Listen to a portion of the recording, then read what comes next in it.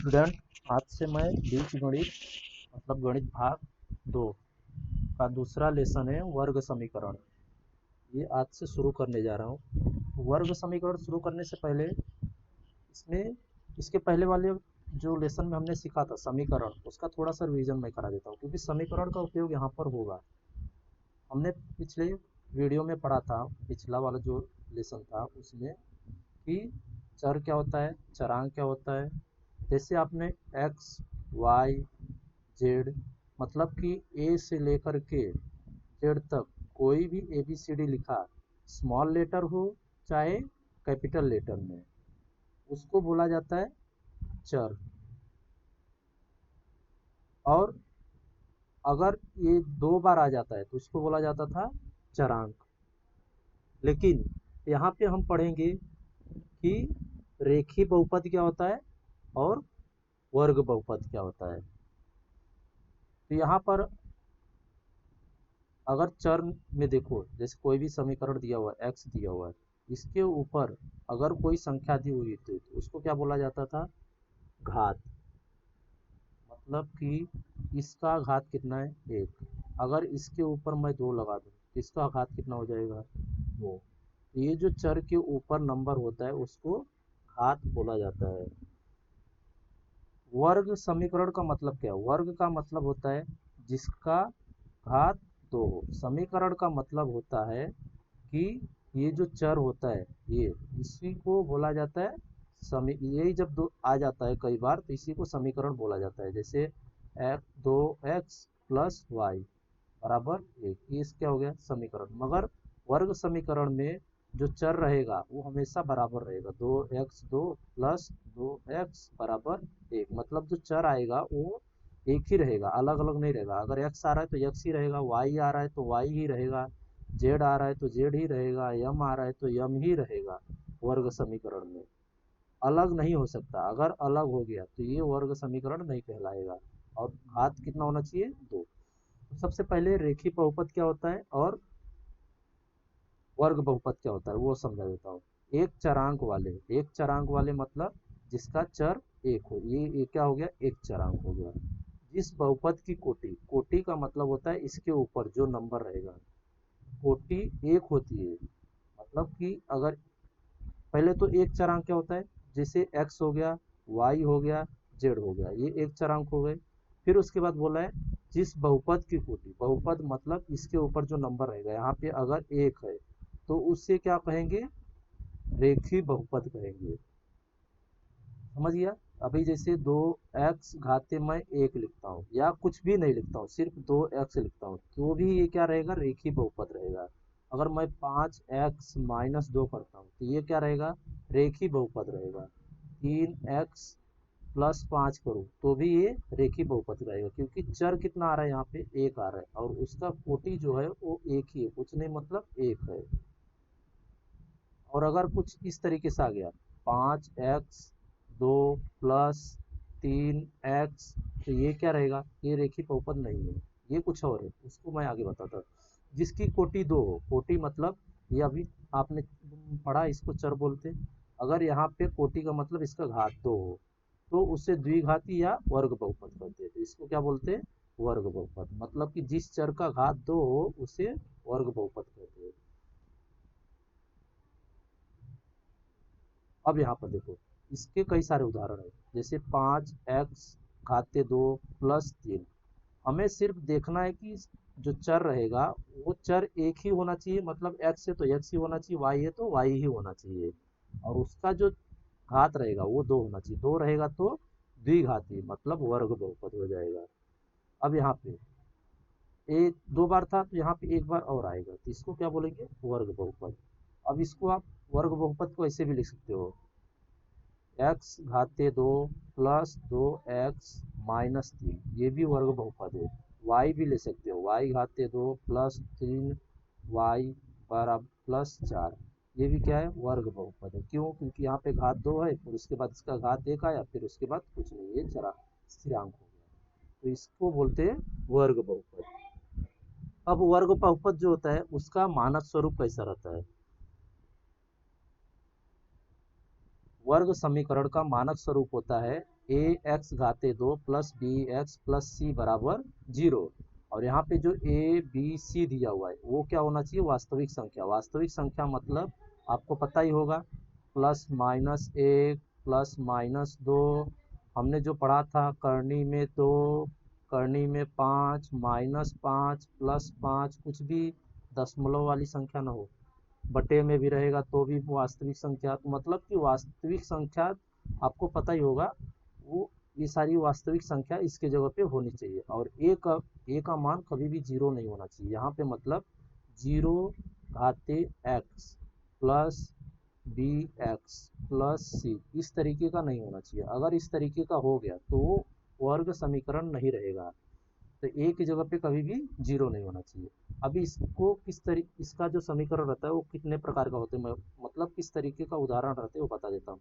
2x घाते 2 plus 2x plus 2 बराबर 0। 3x घाते 2 plus 2x बराबर 0। तो ये देखो, ये और ये दोनों समान है। यहाँ पे x की जगह पे x हो गया, y यहाँ पे जो हमने ए बी सी बोला था वास्तविक संख्या ही लिया। अभी आप इसको भी 3y घाते 2 प्लस 2y प्लस 5 बराबर 0, ये भी क्या है, वर्ग समीकरण। हमने जो चरांक था वो एक ही लिया, एक ही चरांक है, लेकिन घात क्या है, द्विघाती है। ये क्या हो गया, वर्ग समीकरण।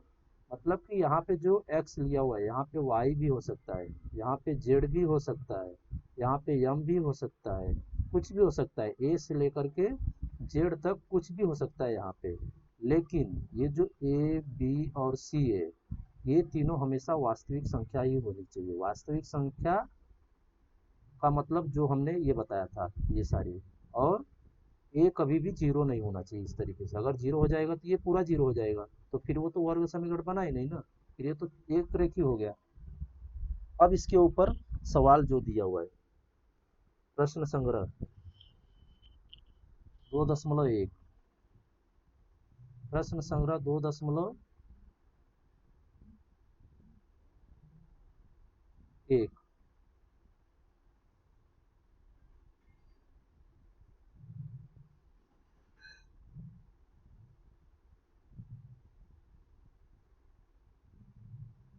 प्रश्न संग्रह 2.1 में पहला सवाल दिया हुआ है, कोई भी दो वर्ग समीकरण लिखो। कोई भी दो वर्ग समीकरण मतलब आप अपने से कोई भी लिखो, जिस, ये देखो इस तरीके का होना चाहिए, a x square plus b x plus c, इस रूप में होना चाहिए।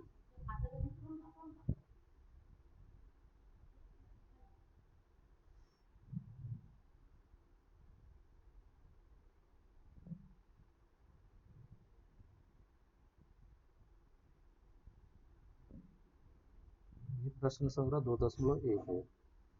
अभी बोला है कि कोई भी दो वर्ग समीकरण, आप अपने से कुछ भी लिख लो, ए बी सी की जगह पे कोई भी नंबर दे दो, और चर की जगह पे एक्स रखो, वाई रखो, जेड रखो, कुछ भी रखो। और यहाँ पे 3m घाते 2 प्लस 5m प्लस 3 बराबर 0, ये एक समीकरण हो गया। दूसरा समीकरण मैं ये बना देता हूँ, 2z घाते 2 प्लस 3z प्लस 5। आप इस तरीके को कुछ भी बना सकते हो वर्ग समीकरण। सिर्फ ध्यान रखना कि ये उसका मानक स्वरूप है, इस तरीके का दिखना चाहिए। ये हल हो गया, ये पहले प्रश्न का हल है। अब दूसरे प्रश्न में दिया हुआ है कि निम्नलिखित समीकरणों में से कौन से वर्ग समीकरण है। इसमें बोला है कि जितने भी समीकरण दिए हुए हैं उसमें से कौन सा वर्ग समीकरण है वो हमें पहचानना है। तो पहला प्रश्न दिया हुआ है, एक्स घाते 2 प्लस 5x माइनस 2 बराबर 0। हमें पहचानना है कि ये वर्ग समीकरण है या नहीं है।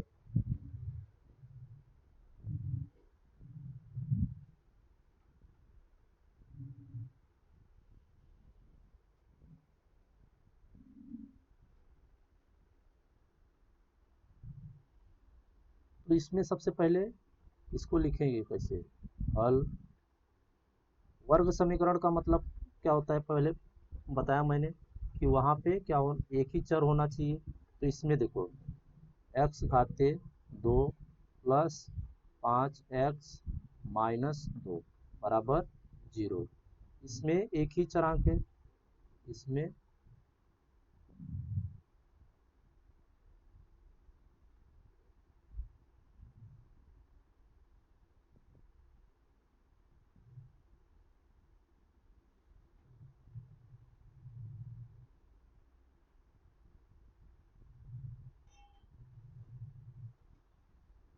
एक ही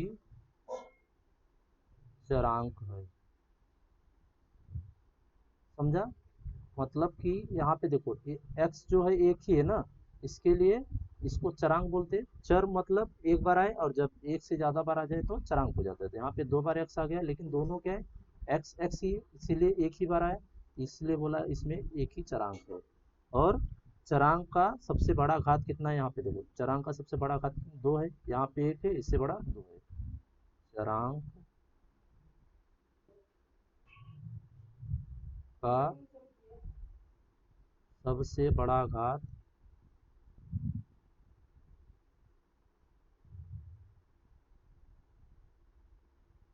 बड़ा घात 2 है। और वर्ग समीकरण का शर्त भी क्या है कि वो ए एक्स घाते 2 plus b x plus c के रूप में होना चाहिए। मतलब घात जो चर रहेगा वो एक ही होना चाहिए, एक्स है तो एक्स होना चाहिए, वाई है तो वाई होना चाहिए, हमें मिल गया। फिर उसके बाद उसका घात 2 होना चाहिए, हमें दोनों चीज़ मिल गई। इसलिए यह क्या है, वर्ग समीकरण है। यह वर्ग समीकरण है।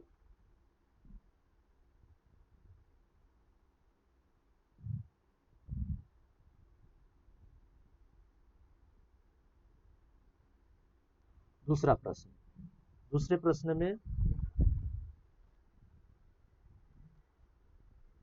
y घाते 2 बराबर 5y माइनस 10 दिया हुआ है। तो पहले इसको हल करेंगे, हम इसको उस तरीके का बनाने की कोशिश करेंगे। अगर बनता है तो ठीक है, वर्ग समीकरण, नहीं बनता है तो नहीं है। तो y घाते 2, यहाँ पे 5y इस तरफ आएगा तो माइनस में हो जाएगा, क्योंकि बराबर के इस साइड में आता है तो चिन्ह क्या हो जाता है, बदल जाता है। ये माइनस इधर आएगा तो प्लस हो जाएगा, बराबर 0।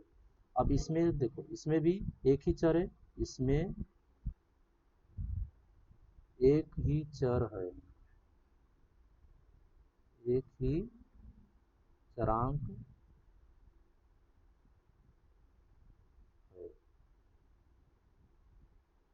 चरांक का घात क्या है, चरांक का सबसे बड़ा घात 2 है।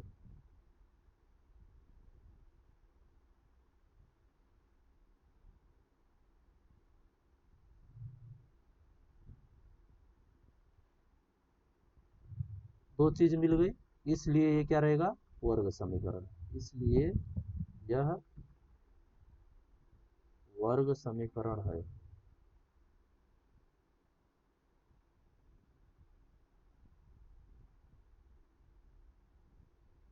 समझ गया? सबसे पहले क्या करना है, कैसे उसको बनाना है। अब इसके बाद दूसरा प्रश्न हो गया, तीसरा प्रश्न अभी करते हैं। तीसरे प्रश्न में दिया हुआ है y घाते 2 प्लस 1/y बराबर 2। अब यहाँ पे देखो, y घाते 2 प्लस 1/y बराबर क्या दिया हुआ है, 2। अगर मैं पूरे समीकरण को यहाँ पे वहाँ पे यहाँ पे 2 से गुणा, y से y के साथ गुणा करूँ तो ये y कट जाएगा, यहाँ पे जब y से गुणा करोगे तो ये दोनों कट जाएगा, तो आसान हो जाएगा। या फिर आप इसका गुणा इसके साथ कर दो, इसका गुणा इसके साथ कर दो। तो ये देखो, y का गुणा इसके साथ करोगे तो y घाते 3 हो जाएगा, प्लस 1 बचेगा यहाँ पे, और बराबर 2y हो जाएगा। या फिर आप इसी को ऐसे भी कर सकते हो, यहाँ पे मैं लिख देता हूँ, या समीकरण समीकरण में y से गुणा करने पर। दोनों तरीका चलेगा, आप किसी भी तरीके से करो। यहाँ पे क्या हो जाएगा, y गुणे y घाते 3, y घाते 2 प्लस y गुणे 1/y बराबर y गुणे 2। यहाँ पे क्या मिलेगा, y घाते 2 है, यहाँ पे 1 है, तो ये दोनों गुणा हो जाएगा y घाते 3, ये दोनों कट जाएंगे, बचेगा क्या, +1 बराबर 2y। जो हमने ये हल किया था वही यहाँ पे मिला। अब इसको इस तरफ लाएंगे, यहाँ पे क्या हो जाएगा, y घाते 3 माइनस 2y प्लस 1 बराबर क्या हो जाएगा, 0। अब यहाँ पे देखो चर तो एक ही है लेकिन घात 3 हो गया, हमें घात कितना मिलना चाहिए वर्ग समीकरण के लिए, 2, इसलिए यह क्या हो जाएगा, वर्ग समीकरण नहीं है। तो यहाँ पे लिखेंगे इसमें चरांक 1 है,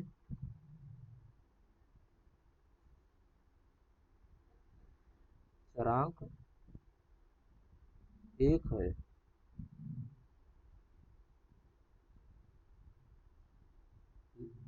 चरांक का सबसे बड़ा घात, चरांक का सबसे बड़ा घात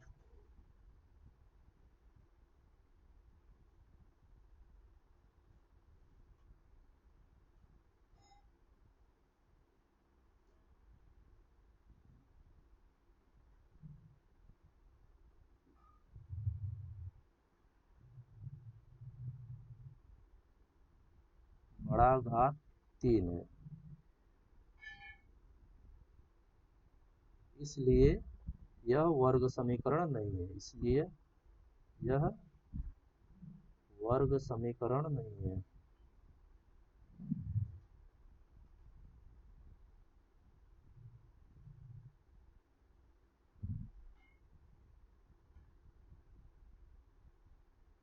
बाकी का सवाल मैं अगले वीडियो में हल करके देने वाला हूँ।